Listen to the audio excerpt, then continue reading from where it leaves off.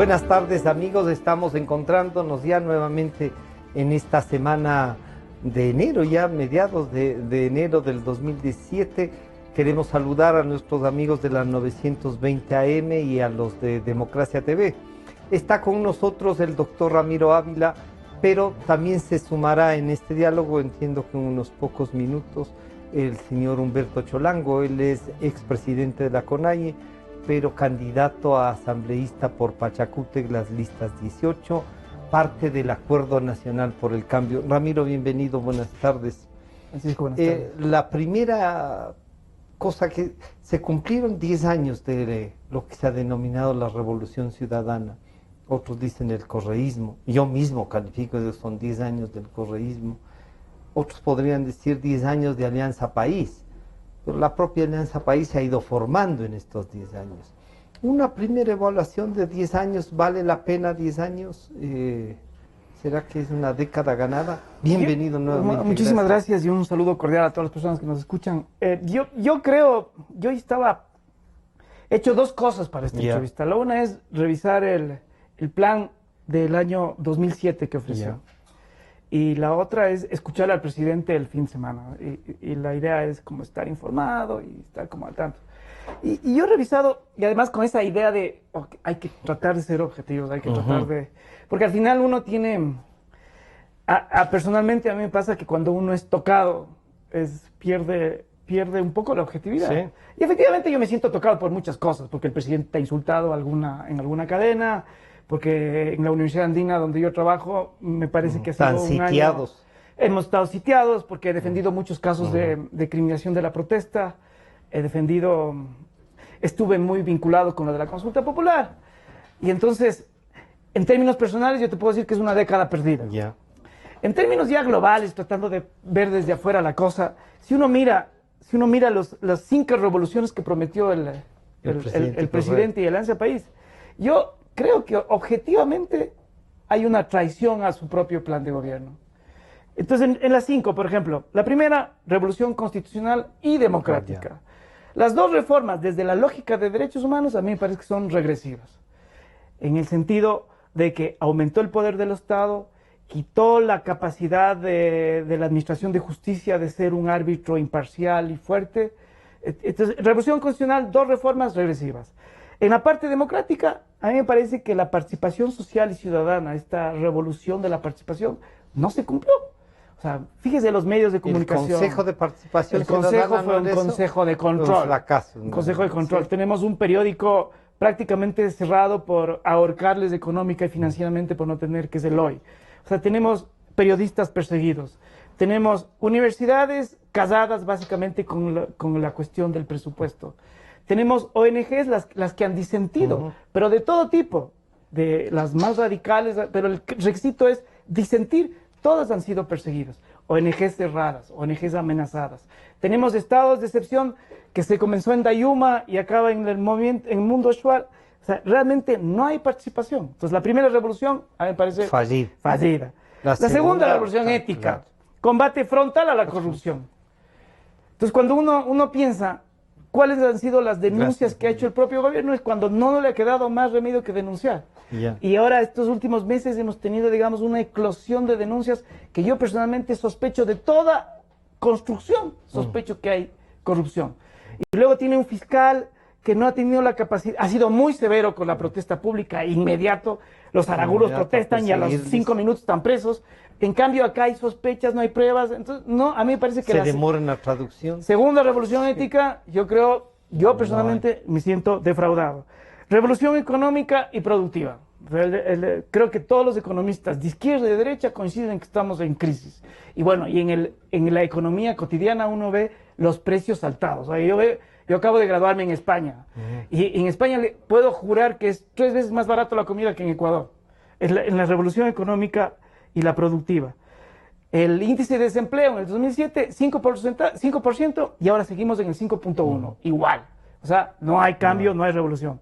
Revolución educativa y salud, yo creo que es innegable que hay, digamos, una inversión impresionante. El gobierno dice que es 10.000 millones de dólares, pero, hay inversión. sin duda alguna. Pero la inversión será equitativa al mejoramiento, al empobrecimiento. Eso me parece que hay me parece que hay un déficit de información. Porque también podría ser irresponsable haberse gastado tanta plata si no va a funcionar. Y acá don Humberto nos puede contar de cómo funcionó las escuelas de Milenio. Sí. Yo, de los artículos que he leído de Milton Luna, es clarísimo que la escuela de Milenio lo que hizo fue sacar la escuela de la comunidad, y al sacar de la escuela desestructuró un montón de comunidades, y la distancia entre la escuela... Usaron nuestra protesta sobre las unidocentes para hacer una concentración, y las comunidades perdieron hasta identidad. A mí me parece que perdieron identidad, y además me parece que el acceso también se limitó por las distancias.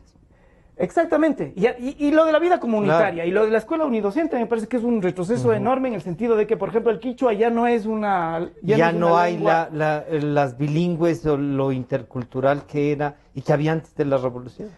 Y luego, el otro lado de la inversión es que, ok, hubo 10.000 millones, 10%, ¿dónde está ese 10% en coimas que seguramente hay, que parece que ha habido en casi todo? Y la última revolución, la quinta, es la revolución por la soberanía y la integración latinoamericana. En la soberanía estamos vendidos a la China. A mí me parece que si bien hubo un discurso, todo esto de las bases militares, antiimperialista y todo esto, pero estamos, digamos, hipotecados a la China. ¿Qué discurso soberano hay? A mí me parece que, en general, si la palabra misma revolución, que es cambio, como dice el mismo programa, un cambio radical y una transformación profunda del Ecuador, a mí me parece que no hubo en estos 10 años. Bueno, Humberto, bienvenido. Buenas tardes. Buenas tardes. Anunciábamos que se iba a sumar. Hemos comenzado con Ramiro a hacer un análisis de los 10 años de lo que se llama o la Revolución Ciudadana, el correísmo o Alianza País. En todo caso, las tres cosas están ahí, están vinculadas. Además, anunciamos que usted es candidato a asambleísta nacional por Pachacútec, las listas 18. El movimiento indígena, la CONAIE, que usted en parte de estos 10 años la presidió, ¿ha hecho una evaluación de estos 10 años? ¿Valió la pena en algunos casos respaldar esta revolución ciudadana, este correísmo? Bienvenido nuevamente, gracias. Un saludo para todos los televidentes y muchas gracias, Francisco, por la entrevista, y un saludo a nuestro amigo Ramiro. Bueno, en estos 10 años no ha habido ni revolución ciudadana ni Alianza País. Lo que ha habido en este país es correísmo. Correísmo como puro y neto, o sea, puro y neto, caudillismo total. Correísmo montado intentando montar un caudillismo, un poder total. Las instituciones del Estado, las funciones del Estado se han vuelto un cubículo más de Carondelet, prácticamente copado todo el espacio. Por eso es que estamos viendo con enorme vergüenza los ecuatorianos, a falta de fiscalización, por ejemplo, en la Asamblea Nacional, porque nunca trabajaron ni para legislar ni para fiscalizar. Por lo tanto, como es un gobierno prácticamente caudillista, está prácticamente ¿Usted cree que la democracia todos los actos denunciados, ¿no? Obviamente, la democracia ha estado debilitada, ¿no? Nos pueden decir que han ganado elecciones, que las consultas y todo. Obviamente que para nosotros, como ecuatorianos, no solamente hay que ir a ganar las elecciones, sino que funcionen las instituciones de manera independiente. Y estas funciones no lo han cumplido. Dígase la Corte Constitucional o la Fiscalía General de la Nación, la Contraloría, donde estuvieron, y más bien, en vez de cumplir esa misión, estas funciones del Estado, más bien quienes nos dan diciendo disculpen que diga, pero los gringos nos avisan que en Ecuafútbol... están robando. Sí, pues los gringos dicen, vea, en Ecuafútbol hay cosas anómalas. Los gringos nos dicen, oiga, aquí hay funcionarios o exfuncionarios del actual régimen recibiendo coimas en paraísos fiscales. Los gringos también nos dicen, oiga, Odebrecht ha dado 33.5 millones de coimas. O sea, los gringos nos dicen. Si hubiera habido instituciones, ¿no?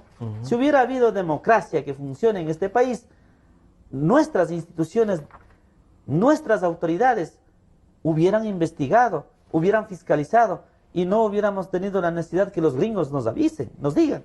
Y por eso yo digo que aquí en el Ecuador no ha habido revolución ciudadana ni Alianza País, sino un caudillismo que se llama el correísmo.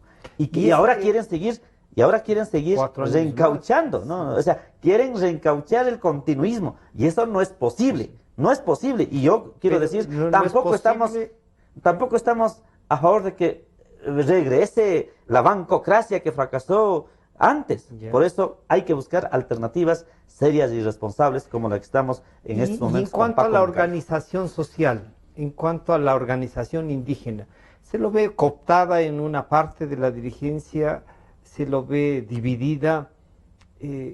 ¿Cuánto en estos 10 años le ha costado a la organización indígena, Humberto? Mire, yo creo que cooptada no, perseguida, enjuiciada, encarcelada, ¿no? Sí. Obviamente algunas personas sí, pero organización no. No. Organización no. Ninguna organización base de la CONAIE, podemos decir así con firmeza, se ha pasado al lado de correísmo, no. No, algunas personas dirigentes, ¿sí? Personas que antes han sido dirigentes, sí, pero organizaciones no. Por eso que como no pueden cooptar, como no pueden llevarse a su lado, entonces la otra estrategia que han hecho es enjuiciar, insultar y encarcelar. En estos 10 años, para la CONAIE, ¿no? Desde el edificio estuvo en discusión, ¿no? Desde las puertas del edificio. Imagínense qué vergonzoso, o sea, qué bajeza política de poner a discutirnos en un edificio, de que querían quitarnos la casa de la CONAIE. Hasta eso, hasta ese extremo, hasta esa bajeza han llegado. Y ni se diga sobre los territorios indígenas. O sea, le cogen preso a los compañeros dirigentes. Militarizan territorios. Somos los que estamos procesados. Y por ejemplo, yo personalmente estoy abierto a un proceso de indagación fiscal. Desde hace 3 años. Supuestamente por obstrucción a la vía pública y por generar rebelión a la democracia. O sea, cosas absurdas que no entiende que el gobierno da discursos, dice socialista, canta al Che, y los indios somos terroristas. O sea, esa contradicción discurso, absurda no entiende nadie. Y bueno, yo he estado, ustedes conocen por mi función dirigencial, Ramiro y otros conocen que yo tengo contactos y he viajado a algunos países, y dicen, pero ¿por qué? ¿Qué pasa? Se vaya, pregunte al presidente. Nosotros seguimos manteniendo firmes en nuestras convicciones, en nuestros ideales, que siempre venimos luchando. Y lo vamos a seguir. Mire, el presidente Correa o el gobierno de Alianza País, en 5 meses ya no será gobierno, pero la CONAIE, el movimiento indígena, vamos a continuar. Vamos a continuar nuestra lucha, nuestra política, Humberto, va a continuar. Una pregunta y una que Ramiro decía al revisar las 5 revoluciones que ofreció, la educación. Y ustedes han reivindicado esto que ha desaparecido, ¿no? Esta educación intercultural bilingüe que teníamos, que funcionaba. ¿Y ahora qué pasó? ¿Ustedes han hecho una evaluación de esto? Mire, ¿cuánto afectó? La educación intercultural bilingüe fue una conquista de la lucha social histórica, desde Dolores Cacuango, pasando por Leonidas Proaño y Jaime Roldós, hasta concretar en el año 88 la educación intercultural bilingüe. Pero este gobierno, a título de ser revolucionario, vino y eliminó la educación intercultural bilingüe como institución, a pretexto de que era la caja chica, que manejaba la CONAIE, que estaba estructurada, se repartían entre la CONAIE y el MPD. Que los textos donde los chicos aprendían, decía que no hay que enseñar a Atahualpa, Rumiñahui como próceres, líderes, ¿no? O sea, ¿qué quieren esconder? O sea, por ejemplo, en los textos se enseñaba cómo se desarrolló el primer levantamiento indígena, no se decía cómo se organiza el levantamiento indígena. ¿Cómo se hace un levantamiento? ¿Por qué causas hubo el primer levantamiento indígena? Yo creo que todos los ecuatorianos deberían conocer, hasta desde los más pequeñitos. El presidente y el gobierno dice, no, es que están enseñando lo de la rebelión aquí en el Ecuador. Pero el señor Collahuaso sí es por eso, precisamente, porque no tienen base, porque no tienen ideales, se asustan de eso y a título de que el Ecuador necesita una educación de calidad y que aquí todos somos iguales, ¿no? Y fueron a desaparecer y hoy, más bien, la pelea que hacíamos contra el racismo, porque era uno de los instrumentos, la educación intercultural y bilingüe para enfrentar al racismo que existía, para integrarnos, ¿no es cierto? Para integrarnos como país, para integrar como nación, de una unidad nacional mucho más fuerte, hoy no existe eso. Con la construcción de Estado plurinacional. Eliminar la posibilidad de la lengua es una forma de exterminar también. Por supuesto. Por ejemplo, nuestra posición y nuestra tesis ha sido la construcción del Estado plurinacional. ¿Por qué vía vas a construir el Estado plurinacional? Claro. No vas a construir vestiéndote una camisa bordada. Homogenización, ¿no? De todos. El Estado plurinacional no vas a construir hablando tres o cuatro palabras quichuas. Claro. No es balbucear palabras. No, sino el Estado plurinacional será posible siempre y cuando los pueblos indígenas tengan esa posibilidad de redistribuir, de acceder a la riqueza y acceder a los servicios básicos, acceder a la calidad de educación y a la salud. O sea, ahí el Estado plurinacional va a ser realidad, pero desde el punto de vista de la fortaleza cultural, pues. Claro. Y por eso es que, más bien, ahora el gobierno eliminó y ha puesto, creo que por ahí un departamento chiquito de atención a las lenguas ancestrales o educación ancestral, y nada más. Y ahora dice, por ejemplo, el presidente decía, ¿qué le interesa a un chico de Guayaquil aprender el quichua? O sea, cosas así da lástima escuchar a un presidente. Lo que pasa es que no saben gobernar, o sea, no han sabido gobernar. Respetamos por más estudios que hayan hecho, por más formación académica, técnica en las mejores universidades del país que hayan hecho, pero una cosa es el Ecuador, una cosa es la realidad social, política, económica y cultural del país, y eso no lo entendieron. Está bien que desde las lujosas oficinas de Quito piensen, rayen en los papeles, diseñen, pero la realidad es distinta. Por eso mandaron a cerrar las escuelas a pretexto de construir escuelas de milenio. Nosotros no estamos en contra de mejorar la calidad de infraestructura, de mejorar la calidad de educación. Lo que quieran es mejorar lo que había. Pero cerraron escuelas. Imagínese un niño en la selva que tenga que caminar 3 kilómetros, en la selva. Y no digamos también aquí en la sierra, un niño que tenga que caminar para llegar a la escuela del milenio, 5 o 10 kilómetros. Algunos zumbaguas tenían que ir 4, 5, 6 kilómetros. Claro, y, o sea, eso, volviendo más o menos hace unos 40, 30 años atrás. Claro. Y porque soportar aguaceros, soportar soles, soportar viento y polvo en las comunidades indígenas es grave, y aún más los niños ya no quieren ir. Claro, salen desde la mañana y regresan. Y hay la deserción escolar. Porque piensan que, o sea, diseñan ese modelo pensando en las grandes ciudades, que piensan que el bus va a llegar en la puerta para retirar al niño y llevar a la escuela. Y eso no funciona. Claro. Por eso es que esta gente tecnócrata, yo no estoy discriminando ni por las condiciones de estudio, sino de manera tecnócrata, diseñaron, pero porque no conocen el país. No han pisado la Amazonía, no han caminado en la selva, no han caminado en los páramos andinos, y por lo tanto, desde esa perspectiva, querer gobernar, o sea, están equivocados. Por eso, no solamente el tema de educación bilingüe ha sido un fracaso para el gobierno, sino el modelo de educación impuesto aquí por estos 10 años del gobierno ha sido un fracaso. Y si no, Ramiro puede decir el tema de las universidades, por ejemplo, la pelea con las universidades.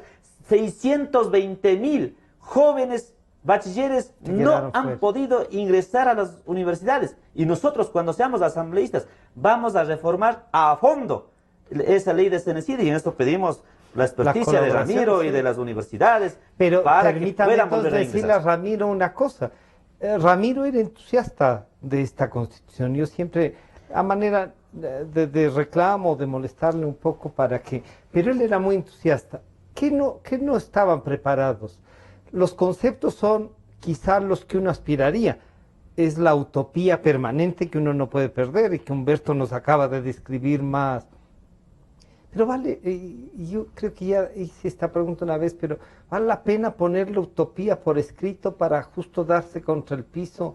¿Entendían esto o estos son del socialismo de mediados del siglo pasado? A ver, si uno mira con objetividad, yo creo que la Constitución es una Constitución esquizofrénica. Entonces yo sí creo que hay una parte que hay que defenderla y que hay una parte que hay que reformarla. Yo he preguntado varias veces a algunos de los actores que cómo no se nos ocurrió esta cuestión de dar tanto poder a una persona a través del reforzamiento del presidencialismo. Y la explicación que siempre se da es, se creía en ese momento que se necesitaba cambios profundos, ágiles, que se necesitaba un liderazgo, que no se necesitaba obstáculos de parte del Parlamento y que había que reforzar el presidencialismo. Entonces, la idea era que un presidencialismo reforzado promovía un liderazgo que podía hacer reformas más rápido, profundas y radicales. Esa es la idea. Pero efectivamente yo creo que la historia republicana del Ecuador demuestra, y de Latinoamérica, que el presidencialismo no se lleva bien con la democracia. Y que el presidencialismo... lo que denominan ustedes el hiperpresidencialismo. Y yo sí creo que hay hiperpresidencialismo. O sea, me parece... Ecuador es un país, ha sido republicanamente en el siglo XX presidencialista. El año 98 yo creo que se otorgaron algunas facultades grandes al presidente y creo que la del 2008 reforzó el poder presidencial. Eso me parece que es inevitable. Y me parece que es indiscutible. O sea, los poderes del presidente, por ejemplo, de legislar, si es que destituye al Parlamento porque se decide y legisla con decreto ley, hasta que se llama a elecciones. La muerte cruzada es un poder enorme. El estado de excepción es un poder enorme. El veto total de una ley es un poder enorme. Pero de aquí vimos que el veto total se transformaba en veto casi total, porque el parcial quedaba el 10% de lo que ha discutido la Asamblea. Además, entonces en el veto cambiaba toda la discusión de la ley, o han cambiado, se ve. Entonces, pasa esto que a mí me parece que es un déficit enorme y que la Corte Constitucional nunca ha tenido la capacidad, digamos, de aplicar el derecho y decir, oiga, aquí hay un déficit enorme en el proceso legislativo, es inconstitucional. Esta ley que estamos discutiendo y que creo que nos afecta con particular énfasis a la Flaxo y a la Andina, por ejemplo, es una ley donde se mete la segunda parte en el segundo debate. No hay iniciativa, no hay primer debate. Lo que nos pasó en la ley de comunicación. Lo mismo, estos artículos que se van metiendo. Lo mismo que pasó. Se incluyen, además, por el vocero de quien encabeza a la comisión. A mí me parece que es un defecto de ponente enorme. Lo mismo pasó en la Constitución con el régimen de transición. Si hay algo en la Constitución que realmente se aplicó fue el régimen de transición, que era básicamente cómo el gobierno se toma todos los poderes del Estado como excepcional y durante los primeros 2 años del gobierno, y eso pasó. El único poder que no se toma fue el Consejo de la Judicatura, y lo hace con reforma constitucional en el año 2011, y se toma todos los poderes. Entonces, volviendo a la pregunta, entonces yo sí creo que hay una parte de esto que es una especie de logro. Hay un logro enorme, y yo creo que refleja la lucha de los movimientos sociales desde el año 20 en adelante, que está en la Constitución. O sea, usted ve en la Constitución, en el artículo 11, numeral 3, todos los movimientos sociales que algún día fueron a pisar la Asamblea Constituyente. Están los GLBTs, están las personas, están los migrantes, están las personas privadas de libertad, están todos los disidentes, están los refugiados, están todos están ahí. Entonces, en la primera, a mí me parece que la parte que se llama dogmática y la parte de garantías, me parece que hay una evolución constante desde la... Que es la consecución, digamos, de estas luchas de más de 30 años. A mí me parece que es... Pero todo se plasmó ahí. Está ahí y está reflejado. Y sirve... Ahí viene el otro problema. Entonces, esto es una conquista histórica, y que hay que defenderla, que no habría que... No hay que retroceder. Si es que se hace la reforma constitucional, no hay que toparla. Me parece que ahí está clarísimo derechos que se han reivindicado desde los obreros, los campesinos, los indígenas, las mujeres, están ahí, los niños están ahí. Y la segunda parte, me parece que hubo un descuido general bajo la asunción de que ese era lo ideal. Y cuando digo descuido general, me refiero a académicos y también me refiero a los movimientos sociales. Los movimientos sociales solo se llegaron... encantaron con la declaración. Entonces, los que promovían movilidad humana tuvieron sus 4 artículos de movilidad y se fueron. El movimiento indígena, que pudo haber logrado más, no sé, por ejemplo, la consulta previa, informada y obligada, me parece que esa era una reivindicación, pero se logró ahí plasmar los afrodescendientes, los derechos de los no contactados están ahí. Pero todo el mundo llegó y se fue. Y luego dejaron, a mí me parece que la organización del poder asumieron que digamos que iba a estar acorde a lo que han... Sí, que el movimiento Alianza País reflejaba las luchas y que iba a ser lo mejor. No fue lo mejor, ni tampoco fue revolucionario. Pero esto no solo pasa en Ecuador. Me parece que si uno mira el modelo colombiano, que fue la reforma del 91, la reforma del Fujimori del año 94 en Perú, la misma la brasileña es más original del año 89, las reformas de Argentina.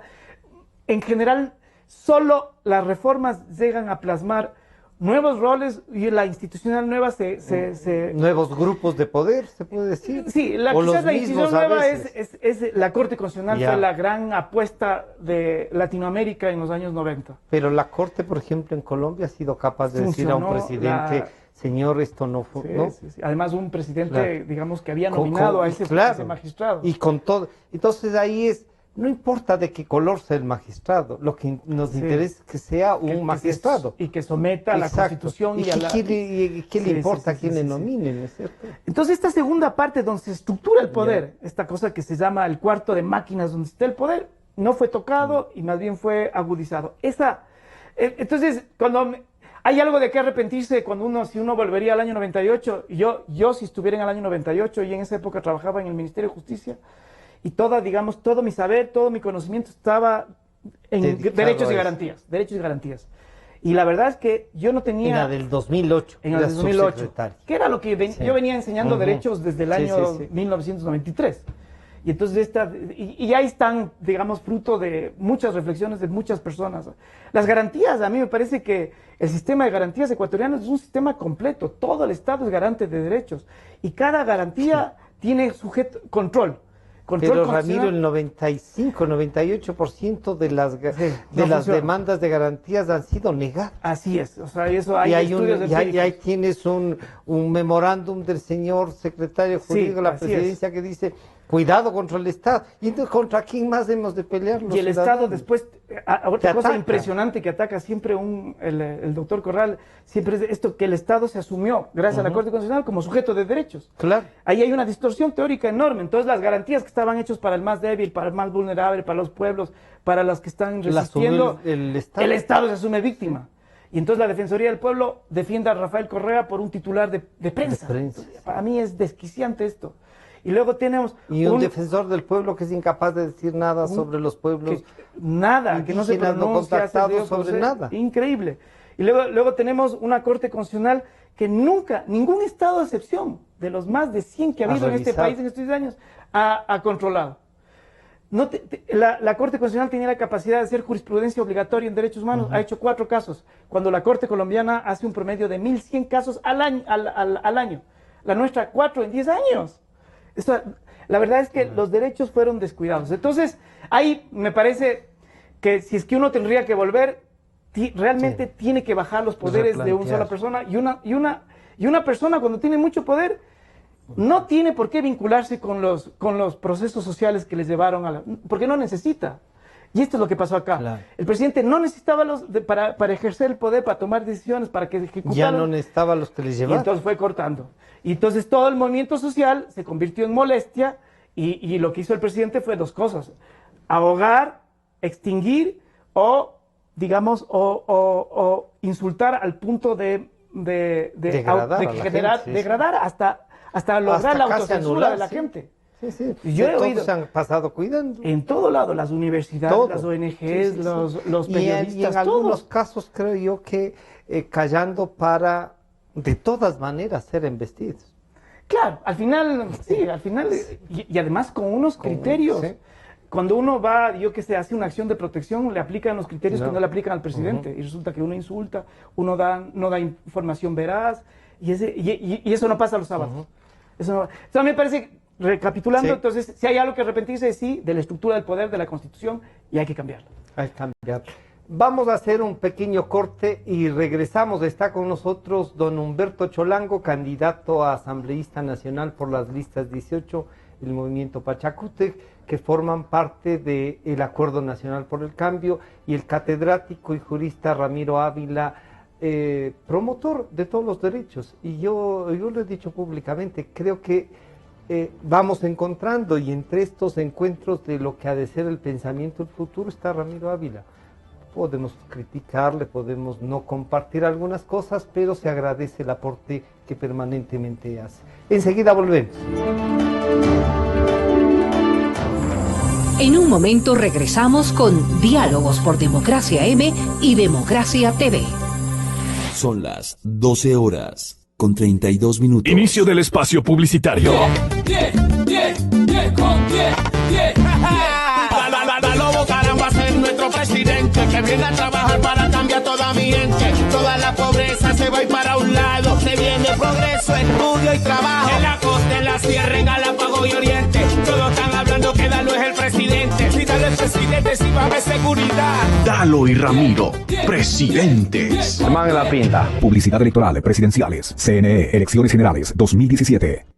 Estamos viviendo años duros como tú. Vemos cómo nos perjudican y empobrecen. Nos preocupa el futuro de nuestros hijos. Hemos sentido indignación y rabia, pero también más esperanza que nunca. Ya toca un cambio positivo. Raya, todititito a las 6. Publicidad electoral, asambleístas nacionales, CNE, Elecciones Generales 2017. Ecuatorianos, vamos por el cambio. Viene con fuerza el cambio que hará surgir el trabajo. Cambio que a la familia le devuelva la esperanza. Vamos con ilusión, hagamos grande esta tierra. Para asambleístas por Pichincha, vota todo en plancha 21-23. Patricio Donoso, asambleísta. Vamos por el cambio. Publicidad electoral, asambleístas provinciales, CNE, Elecciones Generales 2017.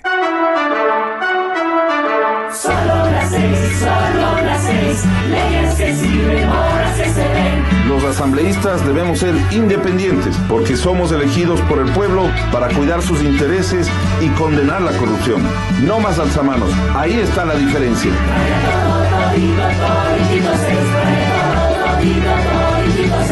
Soy Santiago Guarderas, candidato a asambleísta por el Distrito Centro Norte. Publicidad electoral, asambleístas provinciales, CNE, Elecciones Generales 2017. ¿Conoces a Unión Ecuatoriana? No somos ni los de ahora ni los de antes. Por eso conocemos la realidad de nuestros pueblos. Tenemos claro los problemas de nuestra educación. Sin seguridad no es posible ninguna libertad. Por eso no tenemos miedo de ir tras los corruptos. Unión Ecuatoriana, justo lo que necesitamos. El 19, vota todo 19. Publicidad electoral, asambleístas provinciales, CNE, Elecciones Generales 2017. Fin del espacio publicitario. Desde el Distrito Metropolitano de Quito.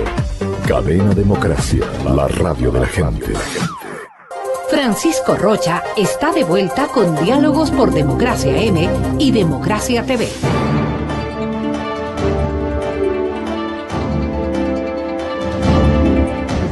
Estamos de regreso y estamos comentando algunos temas de la vida política nacional. Humberto, hemos visto que uno de los inspiradores de la Constitución, como es Ramiro, reflexiona y dice, sí, o sea, vean, así se va construyendo la democracia. Si fuese un mecanismo en donde el diálogo, el poder revisar, el poder reconstruir en algunos casos. La CONAIE y usted, si llega a la Asamblea, ¿están dispuestos a emprender este camino que no sea como un triunfo de la CONAIE, sino que sea el encuentro de un país no homogéneo, porque no es un país homogéneo, este país intercultural, plurinacional? ¿Hasta cuánto podríamos decir la CONAIE está abierta a la construcción de una democracia que no sea, digamos, una especie de etnocentrismo? ¿Es eso posible? ¿Sí? Obviamente, nosotros somos los que más hemos aportado a la democracia del país, y aún más siendo pueblos excluidos, marginados por los gobiernos de turno, por la clase política del Ecuador. Yo creo que sí es necesario reformar la Constitución, pensando en el país, no solamente pensando en grupos económicos o en momentos que pasan los gobiernos. Por ejemplo, hay alguna gente dice, no, es que hay que eliminar esto. O sea, oiga, pero lo de Correa va a pasar, ¿no? Pero hay que reformar son los conceptos y las instituciones. Por ejemplo, el tema del hiperpresidencialismo, puede ser Correa, puede ser cualquier otro señor o señora. O sea, eso no es posible en el Ecuador. O sea, esta estructura no es democrática. Eso no es posible. O sea, eso no facilita la democracia. Y esto no facilita, ya hemos visto, no facilita para el funcionamiento adecuado de las instituciones y por lo tanto, si es que hay que reformar, pues. Pero la Constitución como Constitución es una buena Constitución. Sí. Es una buena Constitución en temas de derechos, en temas de garantías, por ejemplo. Si se cumpliera la Constitución tal como dices, ni más ni menos, si se cumpliera, este país avanzaría como un modelo de democracia, no solamente en la región, sino en el mundo. La parte esta de los derechos y eso se cumpliese así como usted nos pide, Humberto, ¿se volvería ingobernable? ¿Eso también es posible? No creo ¿Hay la posibilidad de equilibrar las dos cosas? No creo que se volvería ingobernable. Ya. Sería más bien un modelo de democracia. Un modelo donde se prime el diálogo, el consenso, no los insultos, no la imposición, no las chequeras, no las órdenes, sino un diálogo mucho más respetuoso, más orientado. Y esta reforma, por ejemplo, se podría, tranquilamente, se podría dialogar sobre el tema de la consulta previa y vinculante. Exacto. O sea, que les asusta como un demonio a los empresarios y a los gobiernos que llegan, ¿no? El derecho que nosotros, como movimiento indígena, seguimos reclamando. Eso tenemos que debatir y discutir. ¿Por qué el movimiento indígena planteamos eso? Se planteamos porque nosotros tenemos también desde nuestro lado razones. Entonces también que vengan los empresarios, que venga el gobierno, a ver, sentemos, a ver, y podemos lograr consensos en que no solamente el modelo extractivista minero petrolero es el camino al desarrollo del país. O sea, hay otras alternativas. ¿Por dónde ve usted, Humberto, la salida a la reforma? ¿Vía una convocatoria a una nueva constituyente? ¿Vía un referéndum? ¿Vía una consulta? Sin perder de vista que la Constitución tiene previsto que la Corte Constitucional, correísta, porque no hay cosas que darse la vuelta, dé también un visto bueno a que eso pueda pasar. ¿Cómo usted está pensando que esto desde la Asamblea se puede hacer y cuál es el planteamiento? Y que han conversado con Pac Moncayo. Mire, incluso. nosotros creemos que hay que reformar, sí, obviamente. Por ejemplo, el tema de la reelección indefinida. Eso hay que echar abajo. Pasó como enmienda. ¿No? Pasó como enmienda, pero ¿por qué? Sin ningún debate, por más que el pueblo ecuatoriano dijo que eso no es posible, como hay un jefe que ordena, aplastaron botones y aprobaron. Imagínense, es absurdo en el Ecuador. Si por la pelea de gallos nos consultan y la reelección indefinida no nos consultaron, y por lo tanto nosotros vamos a llamar a una consulta popular para que el pueblo ecuatoriano sea quien tome la decisión de si quiere que haya la reelección indefinida o no. Nosotros, desde nuestro lado, no queremos que haya una reelección indefinida, porque no queremos un caudillo en la parroquia, peor dueños del país. No queremos. Y dentro de esa consulta, deberíamos consultar lo que a usted le preocupa, el tema de la Corte Constitucional, si aprueba o no. El problema no es de la institución, el problema es de las personas quienes son encargados de operativizar la Constitución.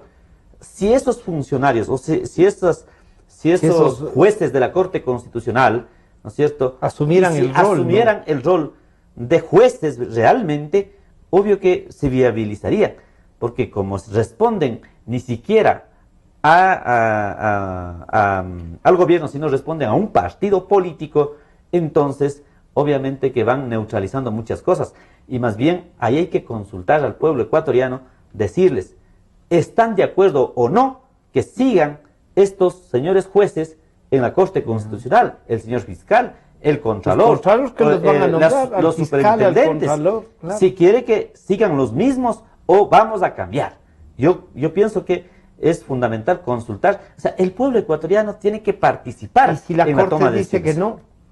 Y si el gobierno, así, incluso perdiendo, tiene un 30% de los asambleístas. Mire, y por lo que estamos recogiendo en las calles, nosotros en la campaña la gente quiere un cambio. Y ese cambio no solamente, a veces dicen, es que el correísmo, no solamente es el tema del correísmo, sino las instituciones, ¿no? Entonces nosotros creemos que hay que ir, no solamente cambiar de gobierno, sino también cambiar todas las instituciones que que no han facilitado el funcionamiento adecuado de la democracia en el Ecuador. La Corte puede decir obstruir, que no. La Corte puede obstruir, pero para eso hay mecanismos. Hay que llamar a juicio político en la Asamblea Nacional. Nosotros estamos previstos, viendo ese camino, llamar a un juicio político a los miembros de los jueces y reemplazar por otros, o si no, esta consulta de consultar si quieren o no que sigan los mismos jueces en la Corte Constitucional. O sea, hay mecanismos. Lo que no hay que hacer es ir a dar golpes, sino utilizar la vía democrática, la vía que facilita la Constitución que está escrito en estos momentos. Ramiro, una salida a esto, todo el mundo, excepto creo que el licenciado Moreno, que entre las cosas que hay que oírle cuando hablen en lo que organizan ellos mismos, porque no asiste a ninguna otra parte, parecería que sí hay la necesidad de cambiar cosas.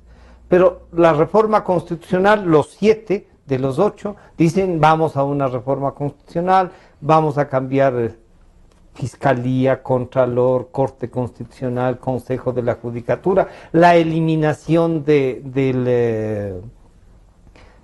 este, ¿cómo se llama esto? De participación ciudadana, el Consejo de Participación, la eliminación. Y la gente cuando habla de eso no está pensando en que hay que cambiar, no, hay que eliminar y sacarle del Estado a la organización social, que la participación ciudadana no sea estatizada en definitiva, ¿no? ¿Qué camino ves? Y si has ensayado, porque ya acudirán algunos movimientos a reflexionar desde la academia, espero que en la Universidad Andina esto se dé para ver qué caminos hay. El ex rector decía una asamblea constituyente. ¿Cuál es la visión, Ramiro? A ver, en primer lugar, que ojalá el camino sea democrático y constitucional. Ya. Quizás la tónica de Ecuador... Que las premuras no nos obligan a romper. Lo que dice Humberto, dice sin dar golpes. Sí. Y yo le iba a decir, pero ha habido en algunas ocasiones necesidad de los golpes. Entonces yo entiendo que debe ser muy difícil gobernar con una Corte Constitucional correísta, con un controlador, un fiscal, un Consejo de Participación, un Consejo Electoral correísta, un Defensor del Pueblo correísta, un Consejo de la Judicatura correísta. Es imposible gobernar. Entonces yo entiendo que la una salida puede ser, la una preocupación es cómo gobernar con unas instituciones menos afines a un grupo que... Si es además que en 10 años, claro, si ellos ganan, pues... Esto ahí es el juicio político. Claro. El juicio político, pero ahí se necesitan las 2/3 partes. Claro.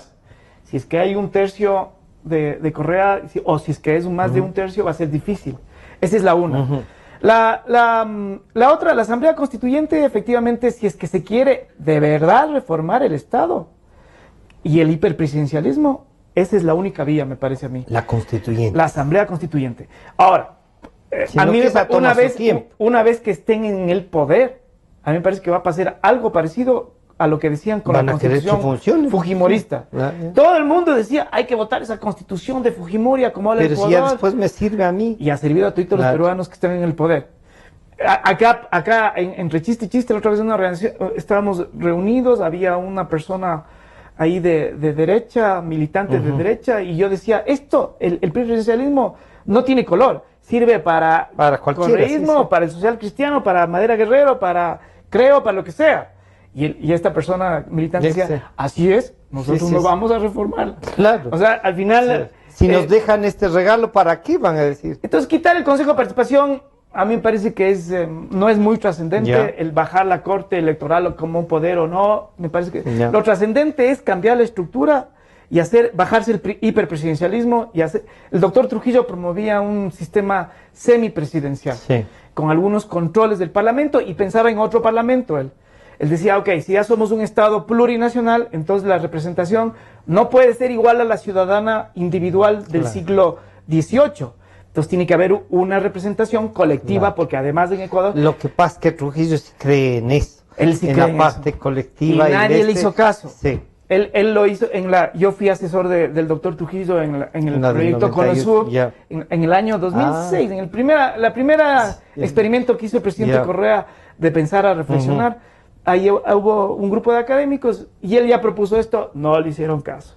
Él fue con el proyecto de la CONAIE, sí. Él escribió esa cosa, presentó en la asamblea, no le hicieron caso.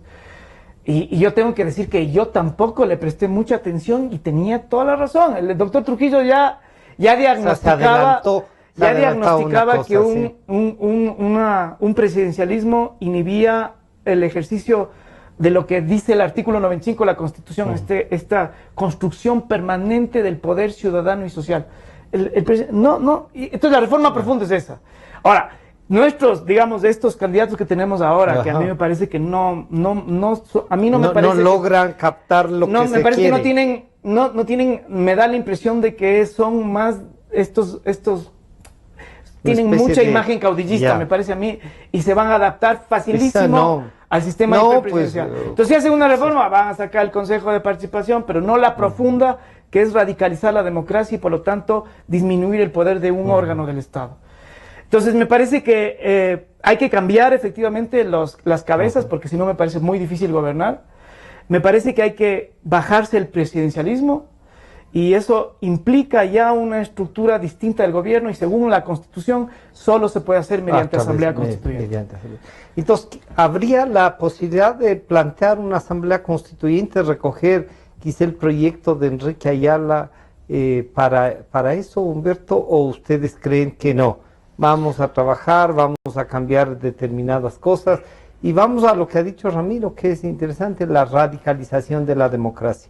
Es lo que yo decía, a los venezolanos lo único que les queda es la radicalización de la democracia, y eso a veces pasa también por el enfrentamiento. Sí, para nosotros creemos que hay que ir hacia la radicalización de la democracia. O sea, esto es fundamental. O sea, la participación es lo que tiene que primar mucho más. Yo creo que ahí con Ramiro... sí, o sea, comparten no comparto por ejemplo, una asamblea constituyente. Yo creo que las fuerzas, eso es verdad, las fuerzas en estos momentos no dan para poder hacer una asamblea constituyente, y más bien de pronto puede ser vaciado todo lo que está en la Constitución, y eso se puede perder se puede perder todo. Por ejemplo, se puede perder el tema de los derechos de LGBTI, el tema de los derechos colectivos, bueno, muchos derechos, hasta pueden sacar derecho a la resistencia, derecho a la naturaleza. Es un riesgo. Si la tendencia es de derecha, obviamente es un riesgo enorme. Políticamente, digamos, desde la izquierda, yo diría no, claro. Sí, por supuesto. Entonces, yo creo que no es por el momento, no veo en el horizonte una constituyente. Por el momento no. Más bien hay que utilizar los instrumentos, los organismos posibles, como la consulta, como los juicios políticos, para ir un poco implementar la propia Constitución para ir cambiando. Ojalá las personas respondan. Y sobre todo, si es posible hacer una reforma constitucional, también en la Asamblea, pero poniéndonos de acuerdo entre grupos, entre diversos grupos que conforme la Asamblea Nacional. Por ejemplo, esto debería ser una de las tareas fundamentales. Por ejemplo, el tema del hiperpresidencialismo, la Asamblea Nacional tiene que debatir y discutir a ver si en algún momento de la vida política del país podemos llegar a un acuerdo, y reformar esa parte de la Constitución. Y Ramiro, y la posibilidad de que esta asamblea, en la que podría estar Humberto si la ciudadanía lo elige, se puede a través de una consulta constituir en constituyente para... Se dice que en política se puede tostar granizo, ¿no? Y bueno, hemos visto las reformas constitucionales. Yo desde la perspectiva jurídica me parece que la gran mayoría no era enmiendas, salvo la de los fondos provisionales. Claro. Todas eran reformas profundas. Y pasar. Por ejemplo, la de sacar a las Fuerzas Armadas a la calle es hacer chiste del estado de excepción. Fue una reforma muy profunda esa. O sea, se puede hacer. A mí me parece que lo óptimo es que honestamente se aplique el derecho y se haga las reformas que sean adecuadas para mejorar las condiciones de vida y digamos, transformar el poder de tal forma de que haya más control, más posibilidades, más participación. Que respondan. Se puede hacer, o sea, a mí me parece que el artículo de la reforma constitucional es lo suficientemente ambiguo como para que se preste para que a eso. se pueda interpretar de algunas maneras. A mí me parecía imposible que pase la enmienda del servicio público, por ejemplo. De la comunicación como servicio pasó público. la enmienda, no sé qué. O sea, y nadie dijo nada, además. No. O sea, nadie de los que podía y hubo tomar mayoría. una decisión. Entonces, en política efectivamente se puede hacer.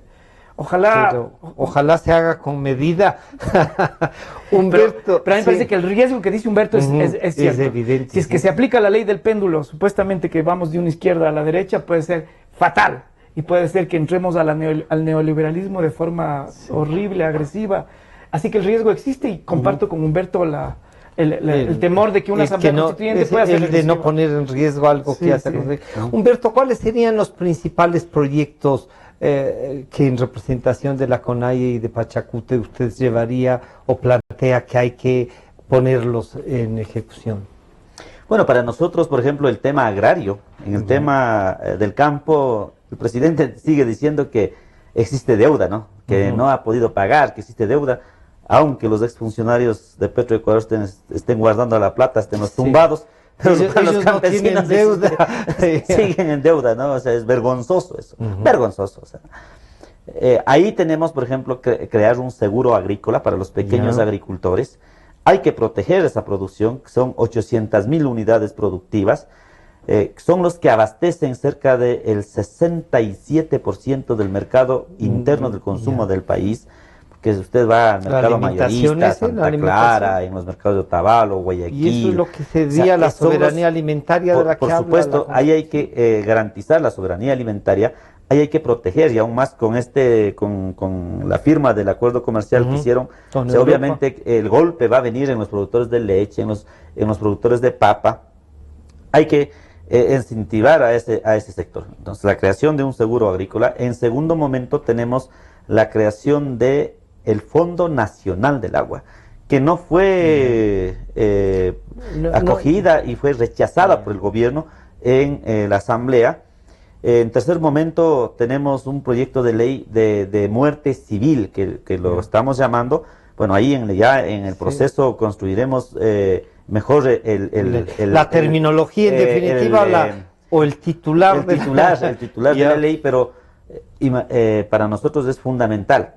Funcionario público, puede ser presidente, vicepresidente, asambleísta, prefecto, alcalde, puede ser concejal, puede ser un jefe departamental, cualquiera que sea, el que esté robando la plata de los ecuatorianos sea sancionado de por vida, para que nunca más vuelva a la función pública, ni siquiera a ser portero de la Junta Parroquial. Y no corremos el riesgo de que algunas sentencias con estos jueces vayan y se venguen de algunos y les dejen inhabilitados por siempre. Esa radicalidad pero a veces es que no puede servir para la venganza. Por miedo a eso, no es que podemos dejar que siga degenerando la ética política. Hay que recuperar la ética política. Cualquiera que sea. Estos pueden ser del correísmo, derecha, izquierda, verdes, amarillos, azules, lo que sea. Pero el que roba la plata de los ecuatorianos, porque es plata de nosotros, Francisco y Ramiro, es plata que pagamos nosotros de los impuestos. Y no puede ser que vayan llevando y no pase nada y vayan a disfrutar fuera del país y después de 10 años vengan a intentar dar cátedras de buenos modales. De moral y de comportamiento. O sea, no puede ser. Entonces, funcionario que esté involucrado en esos actos ilícitos, como el caso de Petroecuador ahora, o el caso de Odebrecht, si llegáramos a ver. El presidente dice que ustedes le respaldaban a Capaya, que ustedes mismos le candidatizaron. Nunca. Bueno, ni siquiera conozco ni a Capaya, ni a Capaco, ni a nadie, ¿no? Ni a nadie, yo no era conozco. Pareja y Anuseli no era cercano a los movimientos, no. Con decir que no le conozco, ¿no? Que yo he visto tal vez en las cadenas de televisión que pasan por ahí, pero no he conocido. Y el presidente dice además en este tema, revise por qué el asesor de usted tiene plata, pero los ministros míos son una traición, es una puñalada por la espalda. No, pero vea, el presidente debería haberse dado cuenta, ¿no? Cuando el ex ministro de Post, creo que ya no me acuerdo, Carrillo, ¿no? se tragó el cheque, ¿no? Después con una asambleísta que estaba metido en los negociados, no sé, en caso de Esmeraldas. Esmeraldas. Él mismo lo denunció, lo hizo. Y así sucesivamente, ¿ya? Entonces no nos venga ahora a decir que me han traicionado, me han apuñalado. No. Para eso tuvo una asamblea sumisa, pues. ¿Por qué no dejó fiscalizar a sus asambleístas para que fiscalicen? ¿Dónde estaba el fiscal general de la nación? Cuando se denuncia, en Panamá. Cuando se denuncia algo, cuando se dice alguna cosa, es que están en contra de mi gobierno. No, si esto es que ha habido una oposición mediocre, una oposición que solo insulta, una oposición una oposición que solo hace bulla, una oposición que solo aparece haciendo ruedas de prensa, pero no ha habido una fiscalización real, o sea, una fiscalización así transparente, una fiscalización por bien del país. O sea, hay que hacer una fiscalización no por venganza, sino por defender. Pero cuando Clever Jiménez, inicia una fiscalización, pierde el puesto de diputado y ahora tiene orden de prisión. Mire, no solamente nos ha perseguido a nosotros, al Clever Jiménez, sino también destituyeron a César Humajinga, prefecto de Cotopaxi, destituyeron a Guadalupe Llori, ¿no? Enjuiciaron y encarcelaron. Es decir, cuando ha habido un intento, ha habido una respuesta mucho más dura. Entonces, por eso es que, y ahora, ¿con qué calidad moral nos van a decir? Mire, en la consulta sobre el tema de paraísos fiscales. O sea, un banquero que tiene fondos de millones de dólares fuera del país, ¿con qué calidad moral va a decir que va a crear empleo de 1 millón? Y los que quieren seguir reencauchándose en el continuismo, ¿con qué calidad moral? Si sus exfuncionarios recibían coimas en los países fiscales. Entonces, es fundamental devolver la independencia. Y hablábamos, de antes hablaba de ponente. Por ejemplo, el ponente en la Asamblea Nacional es el superhombre, claro, ¿no? El superhombre hace perder a los otros asambleístas. Claro. Entonces, también de entrada, en la Asamblea Nacional hay que reformar la ley la ley orgánica, de la función legislativa. Obviamente que hay que reformar. Y que no solamente sean esto que llaman consulta previa o consulta, la socialización de las leyes, sino que tienen que escuchar realmente. El turismo interno, decían el otro día. Lo que pasa es que estaban haciendo campaña. Como estaban haciendo campaña, entonces utilizaron esto como estrategia. Pero el pueblo ecuatoriano va a tomar decisiones muy sabiamente por una alternativa. No al pasado de la bancocracia, ni reencauchar el continuismo, sino la alternativa es con Paco Moncayo. Ramiro, ¿hay una salida en el país? ¿Sí? ¿Ves que es posible que los ciudadanos, 64, 65, hasta 66% que quiere el cambio, no sucumba frente a un 30, 32% que dice que esto está bien? Yo creo que Ecuador los últimos 20 años ha dado muestras en la elección siempre de que quiere un cambio y que no está conforme. Yo sigo confiando que eso pueda pasar. Suceda. Pero haciendo un balance de década ganada, década perdida, yo creo que es década perdida. Nunca con tanto poder y con tantos recursos hemos hecho tan poco y transformaciones tan poco profundas. Bueno, esta es una visión académica, una visión política y no étnica, ¿no? A veces me suele preocupar esto de que pueda convertirse en un etnocentrismo, pero por suerte no.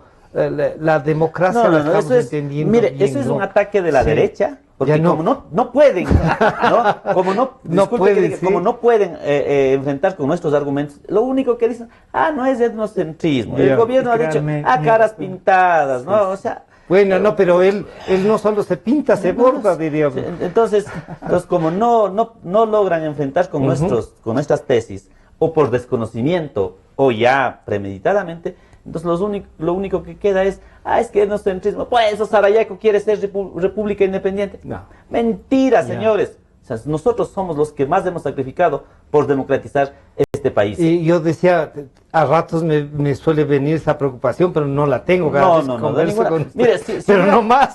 Si hubiéramos hecho en el primer levantamiento indígena del año 90, nos hubiéramos declarado Ecuador independiente, los quichuas independientes. O sea, no hubiéramos estado peleando por el Estado plurinacional. ¿No es cierto? Entonces, hoy queremos construir una sociedad intercultural. No tengan prejuicios. Somos una sola nación dentro de varias nacionalidades. Gracias, Humberto, por esta aclaración y gracias a ustedes por acompañarnos. Ha estado con nosotros Humberto Cholango, candidato a asambleísta nacional por las listas 18, Pachacútec, miembros del Acuerdo Nacional por el Cambio, y Ramiro Ávila, el catedrático universitario y luchador político, ¿no? de varios movimientos. Así es que ven ustedes, el país tiene futuro, sí tiene. Hemos perdido una década, pero tiene futuro. Nos estamos encontrando el día de mañana. Gracias a ustedes.